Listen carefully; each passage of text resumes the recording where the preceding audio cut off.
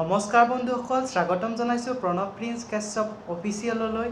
আজি আপোনালোকৰ আগত এটি খবৰ জনাব ওলাইছোঁ। বন্ধুসকল, জনপ্ৰিয় অভিনেতা কিশোৰ দাস ইতিমধ্যে মুম্বাইত চিকিৎসাধীন হৈ আছে। বন্ধুসকল, তেখেতৰ এটি অতি গুৰুত্বপূৰ্ণ বিষয়।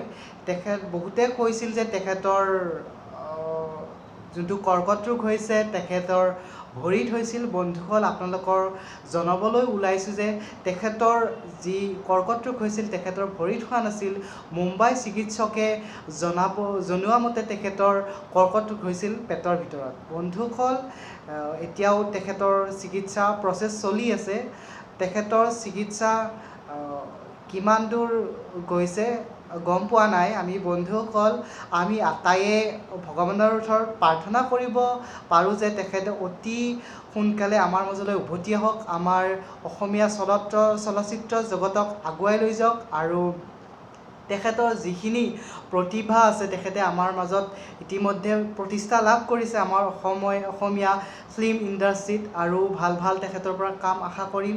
আৰু আপোনালোকে সকলোৱে এটাই প্ৰাৰ্থনা কৰক যে তেখেতে অতি সোনকালে ঘৰলৈ উভতি আহে। বন্ধুসকল, মোৰ চেনেলটোত যদি আপোনালোকে নতুনকৈ আহিছে প্লিজ চেনেলটো ছাবস্ক্ৰাইব কৰি দিব আৰু বেল আইকনটো বজাবলৈ নাপাহৰিব। আজিলৈ আপডেট এইখিনিয়ে। বন্ধুসকল, ভিডিঅ'টো চাই লাইক এটা কৰি দিব আৰু ছাবস্ক্ৰাইব কৰি আৰু বেল আইকনটো বজাই দিব। ধন্যবাদ।